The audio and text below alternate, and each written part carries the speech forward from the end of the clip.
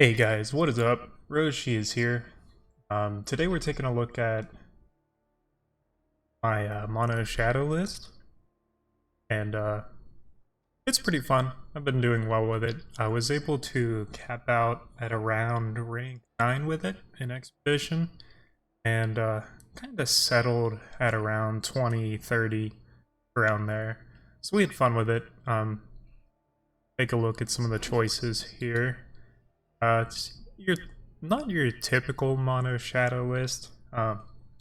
Thanks to our choices of power, even though everything in the main deck is a shadow card and in the sideboard, cylixes are just so good that I wanted to try them in a more grindy list like this, where every card is super helpful in being able to cycle through lands later on.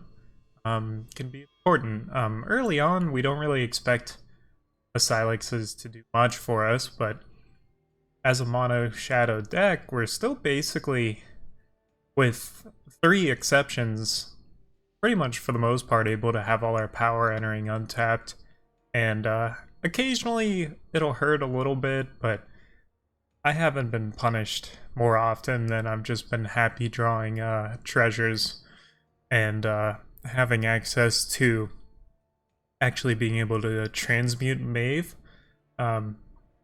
Discard spells, historically, they're really good early on. You're ripping Turn to Seed, or you're taking their Sheriff, or something along those lines.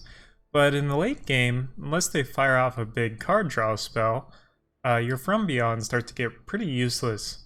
Being able to turn this into not only a really strong 4/5's respectable, but the effect on this is crazy, and then from there you've got a really strong static effect too. Drawing you cards each turn as you play minions, and all the stuff you put in your deck comes back around pretty powered up. And not that there's any mill decks in Expedition, but some games will go pretty long and you're shuffling a good bit of stuff into your deck. Having access to 4 Maves means you're not really going to get milled by anyone. That wouldn't happen anyway, probably, but it's just something to keep in mind. From Beyond's just really strong right now, and I'm happy to play it against most decks, and we are able to make extra use out of it. Take a look at some of the other cards here. Blightmoth, basically single-handedly shut a lot of decks out of the market, or the meta.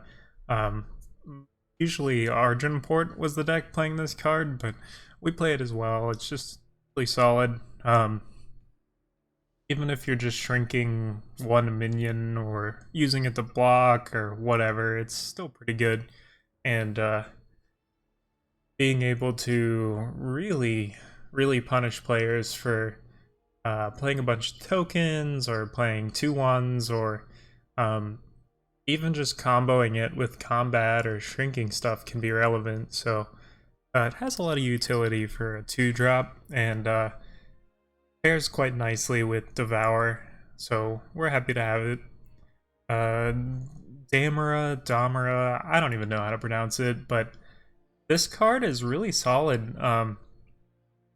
Sometimes it's just a burn, a little burn spell, trading with stuff. Other times it's protecting your better threats from relic weapons and the like. And the ultimate ability, I've had it win me games where I'm kind of on the back foot, but then I get like a really nice card out of our opponent's market and end up turning the game around or stabilizing a game I might not have. So the ultimate's pretty good. Sometimes people will have their only win con be hiding in the market, and if we steal it, they just kind of lose. Might not happen right away, but maybe they have to execute like a plan B that's pretty crappy, and we have a lot of time to get back in the game. I know personally I've played decks with World Pyre in it, and if someone takes my World Pyre, I'm gonna have to hardcast all of my stuff, and it's gonna be a while before I can. So keep that in mind that it's more than just a blocker, but sometimes we use it as such. Aramont, just a really solid body. Being a 3/5 means it doesn't die to Jack. Sometimes against Rakano, we'll actually opt out of attacking because turning Aramont into a relic means they just blow it up with Marley or Slag. And at least this way, if they do have Marley, they can just silence it and they can't actually kill it. Sometimes it's correct to just attack anyway, but it just depends on the game. I like this card. Helps you race pretty well. The life gain's nice. And you can play her against board wipes or Souls Rests from people that are playing those cards. Next up, we've got Wasteland Broker. Just 2. It's a little clunky here. Being a 4-power 4/4 is still fine, but it does die to Jack, which is annoying. And a lot of this stuff in our market, sometimes we don't really want 4 of it, we just want 1. So Shadow Etchings is our main, but 1 or 2 brokers is fine here. Some decks, like control decks, might just lose if you grab a few Silver Blades. Then you just like wait till you're at 8 power and play both at once. Or play 1 and hold up Devour or Annihilate, and you can play around turn to seed. And Silver Blade will really stabilize or win the game against those long, spelly control decks. We've also got Malediction, so any sort of go wide's going to be real unhappy if you shuffle these in. If you're playing against Argenport or Winchest, and they seem to be on relics, putting 4 Burglarize on top of your deck, or even just grabbing Burglarize, could be a good way to end the game. If they're going all in on your weapons, and you just keep taking them and like bashing them with their weapons, it's going to be hard for them to come back. One thing that you got to keep in mind, though, is don't do this unless you're ready. Like, you're in a position where you can take a tempo loss, because you have to spend 4 power to steal a relic, which is good if you're depriving them of the relic, but you don't always have time to cast it again afterwards, so just make sure you're not stealing the relic and then dying immediately. Like, try and set yourself up so that you can steal the relic and have time to play it before you die, or have other, other stuff going on.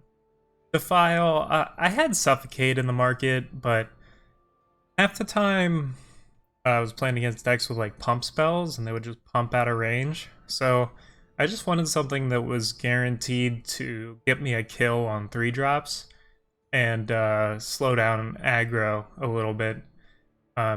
Potentially with some of the recent nerfs, I might consider adding Suffocate back in, now that the Armor Lady, the 3-drop, no longer becomes a 7/7 herself.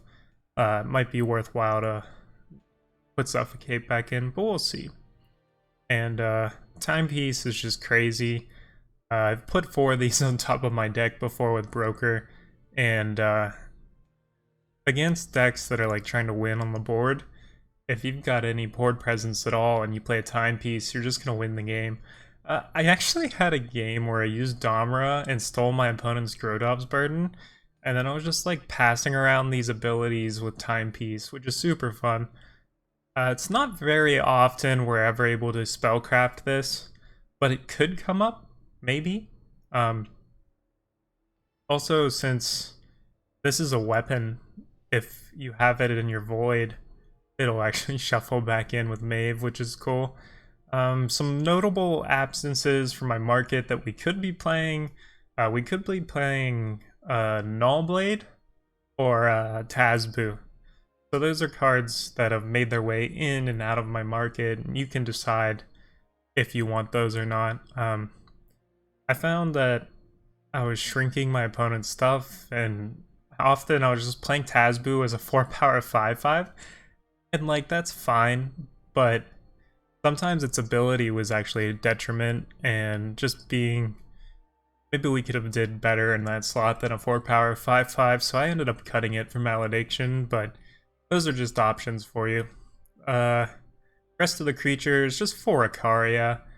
Between Icaria, Aramod, Damara, and Blightmoth, these are basically the core of the deck. I wouldn't touch these. You could maybe trim a number here or there, but Icaria is kind of our bread and butter. We play her, blow something up, and then if it dies, we get rid of all the removal in their hand. So this is just, we can kind of not really worry as much if our opponent's like getting ahead on cards, because we can just slam an Icaria, like take the board, and then let's say they have like a bunch of annihilates or kill spells in their hand. If they use one to kill our Icaria, or they trade in combat, they lose all that removal. So Icaria is just super good. Having Deadly is very relevant as well. Severin, I actually just had 1 in here. I went up to 2 because it just did very well. Since we have all these dual color lands, we're actually able to surge quite nicely. Only 6 of our lands don't trigger surge twice. And Severn is just a cool way to like gain some life and close out games. It's not as crazy here, and we're not playing the pig, so I'm only running 2. But I've been happy when I drew it, and it's fine. It also combos nicely with Makar's Quiver, which I guess we'll talk about Makar's Quiver. We get to play 3 of these, and these basically cement us into the token haters, where we're just hating out all the go wide decks out of the meta. Since we've got so many ways to just wipe off the bloodlines of entire minions, it's pretty good. The static effect is just fine, pumping our guys. Usually not as relevant, but where it starts to get really spicy is with the pay 6. So if you're in like a late game board stall scenario and you've got a quiver, eventually, you're gonna pay 6 and buff your guy, so you can like make Blightmoth into a viable threat or make it big enough to trade, and then you trade, and then the next guy you pay 6 and it's gonna get double that, and then triple, and well, no, it goes double, then quadruple, then sextuple, I guess, if you're still playing the game at that point. So this can get quite out of hand. And being a 2-drop, basically a 3-drop that still like trades with stuff and then has an effect later, it's just pretty solid. Marionette Cross, since we have these power, we can't play Prism Golem. That's kind of one of the trade-offs, but Marionette Cross is fine.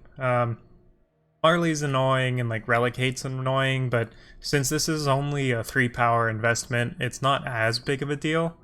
And if they don't have an answer for it, we're just, gonna have a really cheap beater that's gonna come out down early and get a lot of damage in and a lot of blocking in.